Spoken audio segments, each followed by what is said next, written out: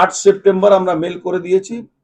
BLO এরকম BLO করেছে যেখানে আঙ্গনবাড়ি, যেখানে তৃণমূল কংগ্রেসের নেতা, নন টিচিং স্টাফ, তাদেরকে বিএলও বানানো হয়েছে। অথচ অস্পষ্ট নির্দেশ আছে কোন পলিটিক্যাল পার্টি, কোন নেতা কে বিএলও বানানো যাবে না, কোন আঙ্গনবাড়ি এমপ্লয়িকে বিএলও বানানো যাবে না, অস্পষ্টভাবে নির্দেশ আছে। কিন্তু তা সত্ত্বেও এখানে বিএলও বানানো হয়েছে, অস্পষ্ট করা হয়েছে।